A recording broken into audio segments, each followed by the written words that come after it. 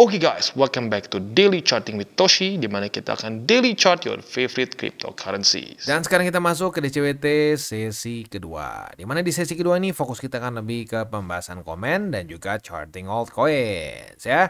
Jangan lupa malam ini kita akan keluar dua data penting, yaitu ADP Non-Farm Implement Change di jam 7:15 ya, sekali lagi di jam 7:15.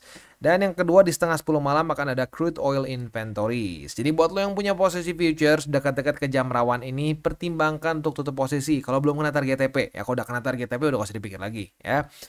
Buat yang agresif ya minimal pasang SL deh ya.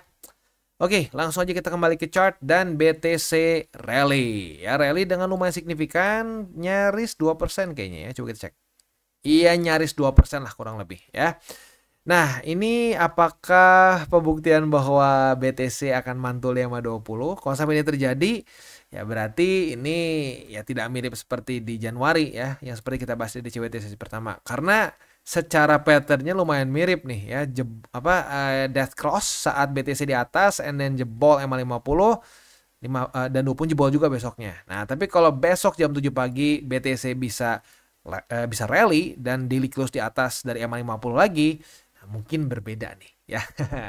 Ya mungkin efeknya sedikit nge-lag gitu mungkin ya untuk urusan si Bang Jerome kemarin, karena ya death cross mungkin harus ada efeknya juga, and then nge-lag sedikit untuk urusan Bang Jerome mulai ngikutin S&P, karena S&P ya kita sudah bahas ya dari kemarin-kemarin dia terus-terusan membuat all time high begitu ya, dan kita tahu S&P ini sangat berkorelasi dengan BTC begitu. Biasanya S&P duluan and then BTC nyusul pelan-pelan begitu, tapi nyusulnya dengan persentase lebih besar biasanya ya.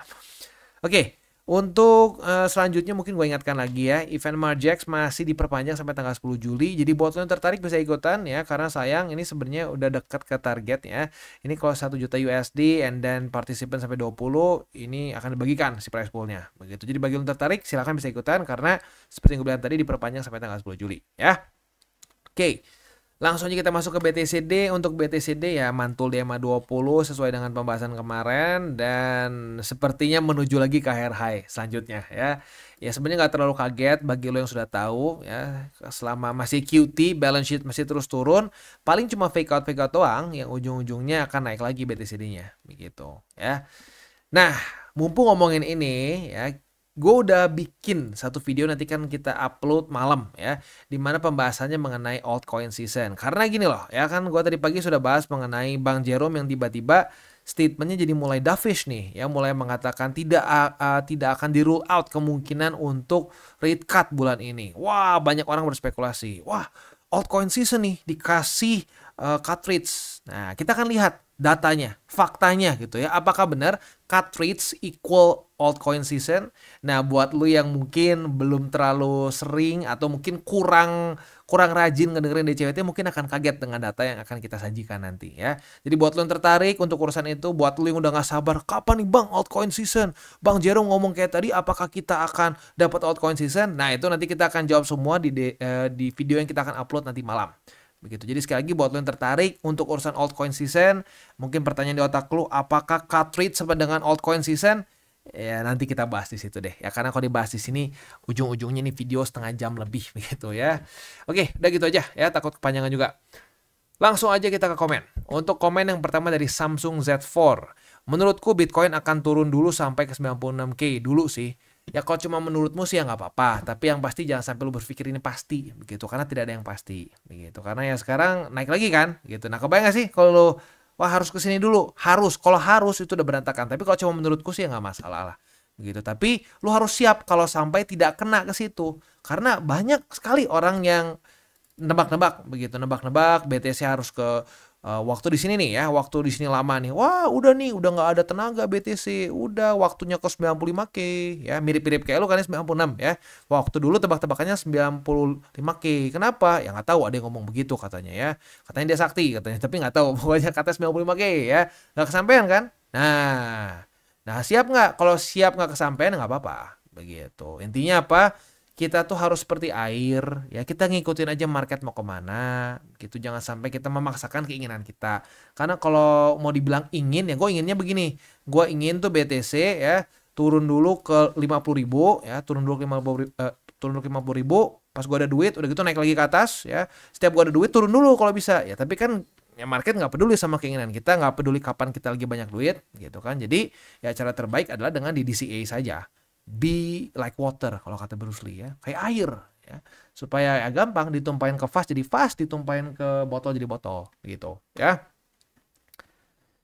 Next dari Wilson Lee. Bang, izin tanya, kalau posisi spot masih 80% odds, waduh ya, dan masih kondisi rugi, ini bagusnya gimana ya? Oh, untung minusnya masih 30%, berarti mungkin masuknya belum terlalu lama atau pemilihan odds-nya nggak terlalu yang aneh-aneh ya. Nggak odds yang terlalu spekulatif begitu ya. Soalnya dulu investasi kurang teliti dan minim pengetahuan, jadi sekarang rungkat. Makasih Bang, salam tabur tuai. Sebenarnya tidak ideal ya, 80% odds jelas lah tidak ideal. Tetapi ya dari minusnya segini masih bisa diselamatkan sepertinya ya. Nah, lu coba cari dalam odds yang lu punya ini mana yang menurut lu paling tidak ada potensi, paling kayaknya hancur, paling nggak ada masa depannya kayak Madesu lah gitu ya, masa depan suram gitu. Nah, yang begitu-begitu lu cut dan sebisa mungkin lu geser ke BTC dengan cara di DCA begitu ya. Dan sisanya ya udah lu benerin pelan-pelan dengan ya misalkan lu per berapa lama sekali lu masukin lagi ke market tapi fokusnya di BTC supaya bisa keep it 70-30 or 60-40 begitu, karena apapun itu sekarang masih masa-masa QT begitu ya. Dan gue tahu dilema lu pasti begini kan, apalagi dari sekarang si Jerome lagi begini ya. Oh bang, apa nggak sayang bang, biarin aja gitu bang, siapa tahu kita masuk ke altcoin season nih ya bulan ini atau bulan besok di September. Ya kalau kejadian, kalau nggak gimana. Jadi ya kalau gue patokannya selama masih QT ya just keep it 60-40. Wah jadi kayak itu ya. Jadi sedikit apa namanya nge-rhyme ya. Kalau masih QT just keep it 60-40. Oke, gitulah kurang lebih saran yang gue bisa berikan ya. Tinggal pikir-pikir sendiri mau kayak gimana ya. Next dari TRRFL, apapun yang terjadi ngikutin market. Nah mantap banget, gue setuju banget ya.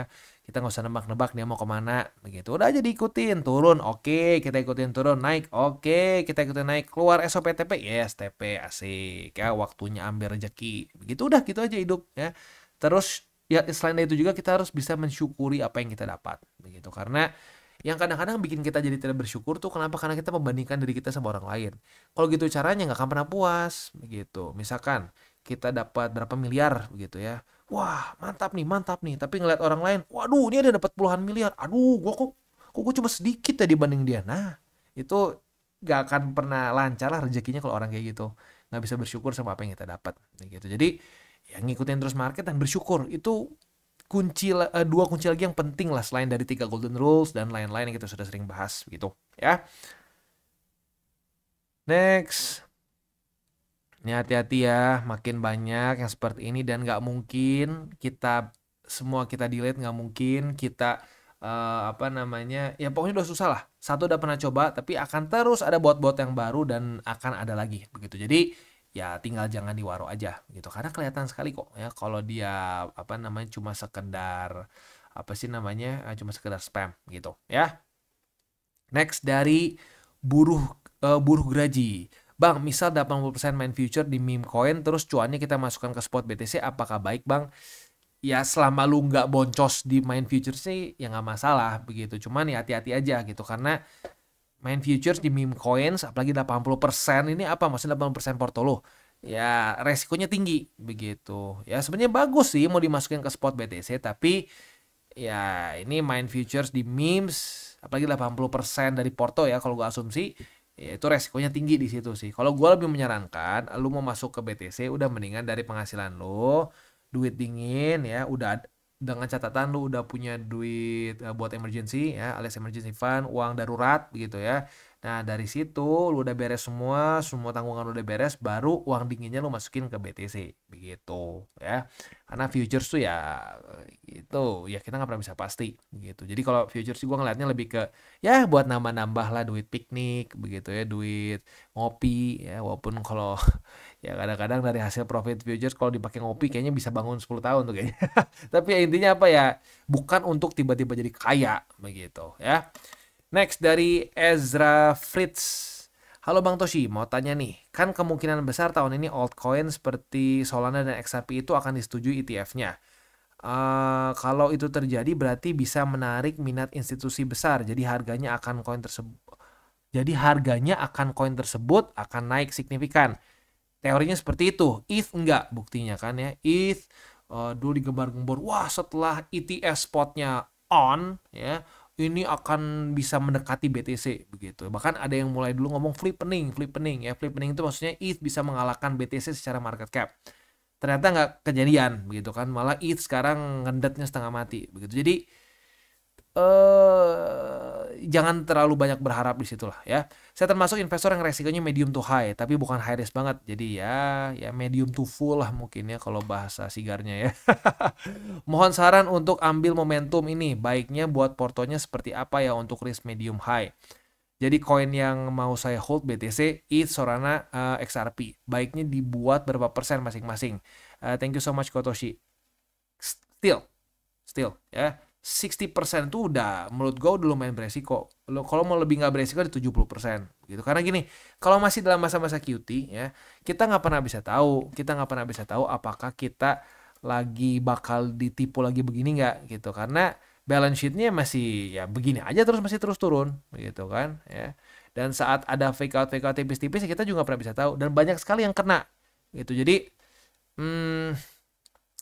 60-40 tetap lah ya, 60% BTC, sisanya ya lo tinggal, ini kan ada berapa sih ya, ada ETH, Solana, XRP, ya udah tuh bisa dibagi 3 itu aja tuh. Nah, kalau buat lo ya biar balance lah begitu ya. Ya, tapi kalau misalkan dibilang begitu ya, lo berharap dengan ETF spotnya itu disetujui ya, jadi ETF spotnya jalan itu akan naik. Sayangnya datanya tidak terlalu menunjukkan itu untuk alts yang udah dapat, yaitu ETH. ETH udah dapat tapi ya begitu aja, ngendet begitu. Dan ngedetnya bukan salah menurut gue ya. Ngedetnya bukan salah karena ETF-nya apa gitu ya, ada kesalahan teknis. Enggak, karena ya nggak ada liquidity.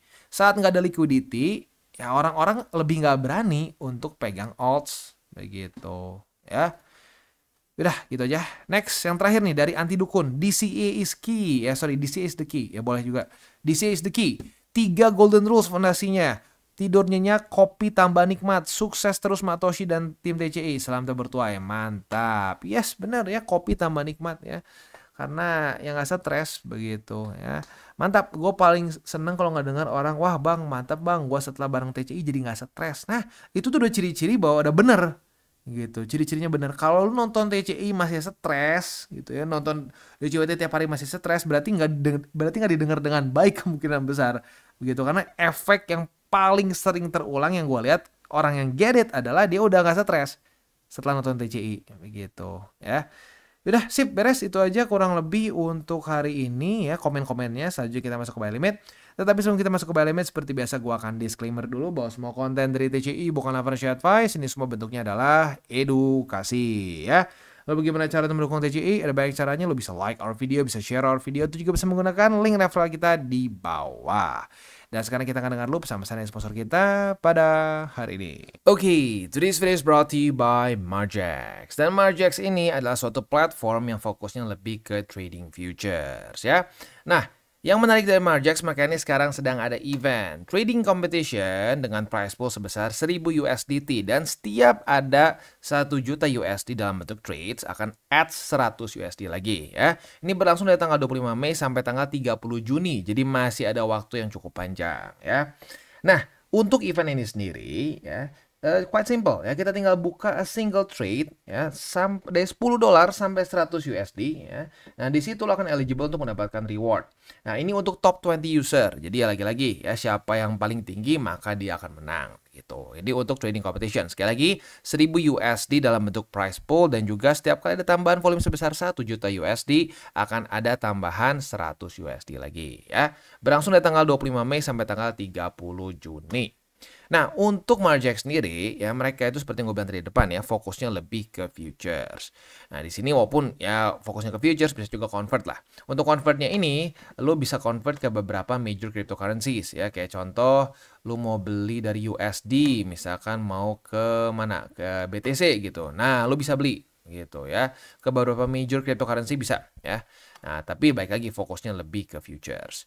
Nah, selain itu juga buat lo yang mungkin memutuskan sudah ya lu pengen belilah beberapa major cryptocurrency di sini, jangan lupa di sini juga ada earn, ada staking ya. Nah, staking ini bisa lo manfaatkan untuk bisa mendapatkan yield dari kripto yang sudah lo akumulasi gitu ya. Nah, selain itu juga ya di sini kita ada copy trading. Nah, untuk copy trading ini ya tentunya buat orang-orang yang mungkin merasa, "Ah, Bang, gua udah coba trading sendiri nih, Bang, tapi mungkin gua ngerasa masih belum puas. Kayaknya ada orang lain lebih jago daripada gua." Nah, lu boleh lihat misalkan di sini ya. Lu bisa lihat dari misalkan ROI tertinggi, follower terbanyak, lalu equity mereka dan banyak lagi. Setelah itu lu bisa follow ya. Nah, itu sih kurang lebih ya untuk di Margex. Sekali lagi, mereka eventnya itu masih berjalan cukup panjang ya sampai akhir Juni. Price poolnya sebesar 1000 USD dan ini diambil top 20 dari user yang mengikuti kompetisi ini ya. Nah, selain itu juga mereka itu ada ini apa namanya, ada bonus up to 10.000 USD dalam bentuk deposit bonus ya. Nah, tentunya bukan buat IWD ya, tapi misalkan lu masukin 10.000. Nah, itu akan 20% ya dalam bentuk kayak semacam kredit lah ya. Nah, kredit itu berguna untuk apa? Berguna untuk lu buka posisi ya, tapi ya kasarnya nggak pakai duit lo. Jadi kayak inilah, kayak kredit di mana nggak akan ngurangin hasil depo lu. Begitu ya. Nah, itu jadi cukup berguna buat orang-orang yang ya ingin apa namanya, ingin membuka posisi, bisa menambah margin lu juga ya dan seterusnya. Jadi buat yang tertarik silakan bisa menggunakan link reflektor di bawah dan mulai trade di Margex. Dan kita lanjut ke XRP. Untuk XRP berita bahagia, posisi short kita kena target TP ya. Buat yang agresif TP-nya langsung kena di EMA 20, berarti profitnya di 3,76%. Yeay ya. Buat kalian yang lebih konservatif, sorry ini kayaknya harus yang 30 menit karena data pentingnya kemarin itu di jam setengah 9 kalau nggak salah ya.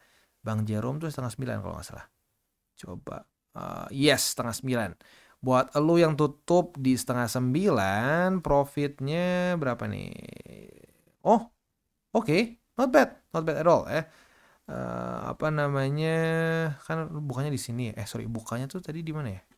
Waduh, EMA 50 ya. Ya masih oke lah, masih sama-sama profit. Ini EMA 20 tuh di 2,158. Kalau di sini lu tutup di mana sih? Tutupnya di ya sedikit lebih di atas lah, tapi oke lah, nggak segede yang gue pikir ternyata ya. Jadi sama-sama profit, konservatif profit, agresif pun profit ya. Nah, sekarang kita sudah punya posisi long juga nih, karena sudah terjadi retest 1, retest 2 di EMA 20 sebagai support. Nah, posisi long kita ini target TP-nya bisa dipertimbangkan di EMA 50. Jadi, ini kalau sampai kena lagi asik nih ya. Atas kena TP ya short, bawah juga kena ngelong profit ya. Ya semoga sih seperti itu. Tapi ingat kalau sudah dekat-dekat ke jam rawan, hari ini di jam berapa sih? Hari ini di 7, jam 7.15 belum kena target TP juga, boleh pertimbangkan untuk tutup posisi dulu just in case volatility-nya tidak sesuai dengan harapan. Begitu ya.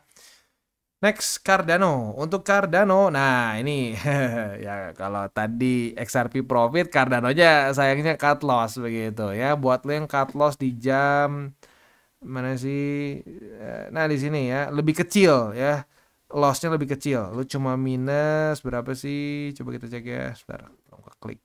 Nah, coba kita cek. Minusnya itu 3,69 ya. Buat yang lebih dibiarin sampai lebih malam ya lebih gede gitu ya. Oke, jadi untuk posisi spotnya aja sekarang posisi spotnya ada di angka 0,53475. Sisanya ya ya masih ada sih di bawah lagi. Bolehlah kita sebut dulu aja, siapa tahu lupa gitu ya, dipasang dulu aja sekarang juga boleh. Jadi 0,53475 dan 0,4895. Next, kita masuk ke SUI. Untuk SUI, kita bisa lihat di sini kemarin sudah terjadi retest pertama di EMA 20. Apabila hari ini terjadi retest kedua, kita bisa buka posisi short dengan target TP kita ya di sini ya di angka 2,5994. Posisi spotnya di 2,5994 dan di 2,4109 ya. Itu kurang lebih untuk setup di DCWT sesi kedua ini ya. Sebelum kita tutup, gue ingatkan lagi ya buat lo yang penasaran nih. Wah, Bang, kan tadi Bang Jerome ngomong nih ya, ada kemungkinan cartridge tuh bisa aja di bulan ini gitu ya. Kalau cartridge apakah sama dengan altcoin season? Nah, kita bahas nanti malam ya, karena datanya menurut gua Apalagi buat lo yang mungkin nggak terlalu sering nonton DCWT ya, atau bolong-bolong, ya mungkin akan mengaitkan sedikit lah datanya ya.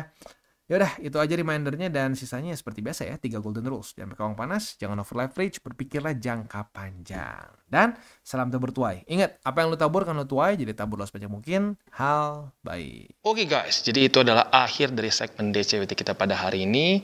Dan jangan lupa bagi kalian yang merasakan manfaat dari segmen ini, jangan lupa untuk share ke teman-teman kalian. Dan apabila lu pengen mensupport channel kita, ya TCI, jangan lupa untuk menggunakan link referral kita di bawah.